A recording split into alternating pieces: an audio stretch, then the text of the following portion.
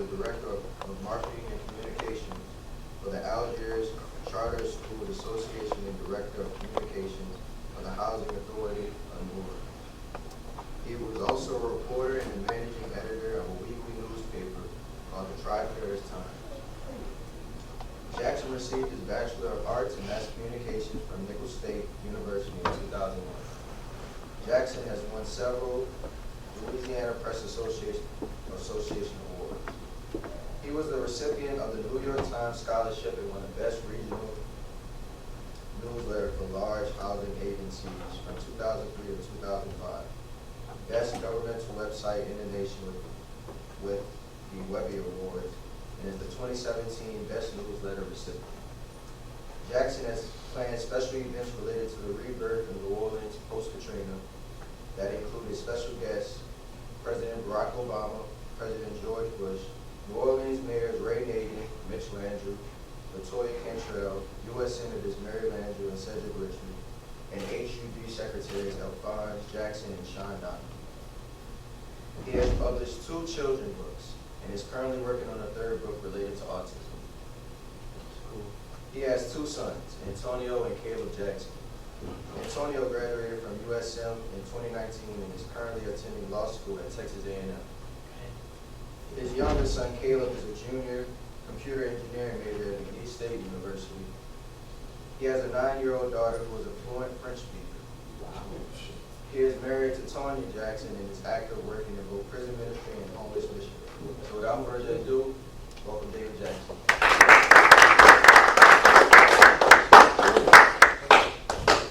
Good morning, guys. How y'all doing?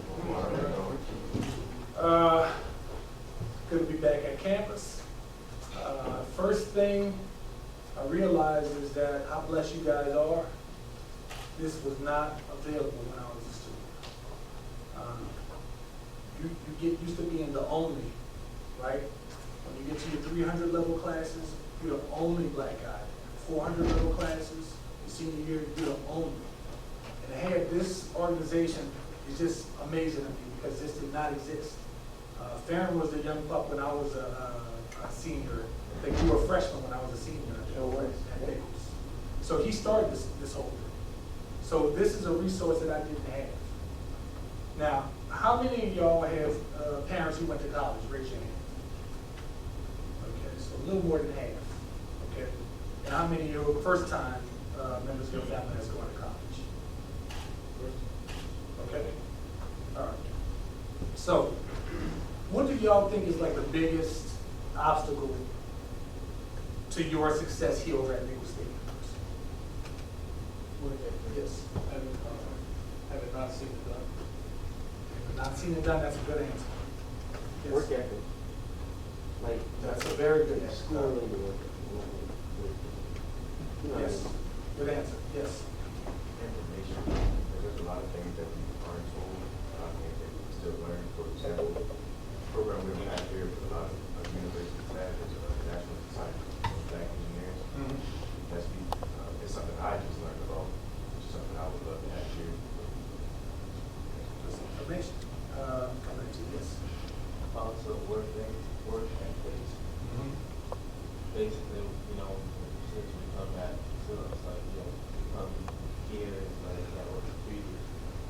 First meet, once they get to see or they hear any about what the particular person is, that's where, see and get that's where your batch will be on the way out. That's a good answer. Yes. The stigma. Say it again? The stigma. Stigma? Yeah. Okay. A lot of your answers. Yeah, I'm sorry, go ahead. I was going to say self-discipline and sacrifice. Self-discipline and sacrifice. This is the biggest thing which goes into work ethic as well. A lot of things that y'all said can be accomplished right here in this room with Mr. Farron. So you don't have the information, you don't have the guidance, never done this before, first time person in my family going to college. A lot of that you can get through your mentors. One thing you can get is self-discipline and work ethic. Those are the 2 things that you control. The biggest one is sacrifice. We're in a society right now where we look at anything I want, I'll get it. If I need to get a date, I'm gonna go online and swipe or season my DMs. Everything is instant. You don't have to work for anything. You gotta look at this period of time as 4 years of sacrifice. You have to know in your mind, I'm gonna be hungry sometimes. Sometimes I won't be able to catch an Uber, I'll have to catch the bus, I'll have to walk somewhere. And you can't get disgusted during a time when you don't have anything, because you don't know how far you are to the end of the tunnel. This is a time of 4 years, if you're going for a 4-year degree, 4 years of hard work and sacrifice. Everything that you think you want right now, on the other end of life, on the other end of 4 years, is so much greater. So much greater than what you want right now. You'll be able to afford everything that you want later on into a bigger scale. Everything that was read about my sons. I was a parent when I came back here. I had 2 kids, 18 months and a newborn when I came back here. I was raising 2 kids while I was in college. I had a bottle on my neck, typing a term paper with one hand, changing diapers. At nighttime, I worked for the Home Courier. I would cover all kinds of sports events, drive all the way to South Lafourche, drive out to Generate and cover. I did that every day. I did that for 2.5 years. That was a time of sacrifice. And those young men are a product of the hard work that I did. Everything that they're doing great right now is a product of the hard work I did them then to set them up for success. You guys are in the same position. You're in Crown, which is an organization that's going to set you up for success. But it's got to come from in here. The late nights when you want to play video games, when you want to log on with your friends and play, you got to have something inside you that says, no, I got to turn this off, I got an exam coming, I got a term paper, I'm not going to wait till the last minute, I'm just going to slowly chip away. The times you want to go to the gym and play basketball, you got to have that mental discipline to say, no, I'm going to go work on this paper, I'm having problems in statistics class, I'm going to try and talk to Mr. Farron, see if I can get a tutor or something in this class.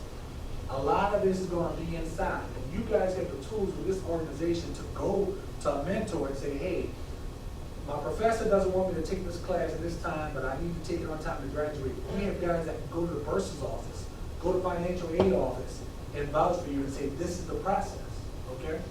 But the biggest struggle you're going to have is you're going to see guys going out with girls. Is the camera on? Yeah. Might turn it off for that.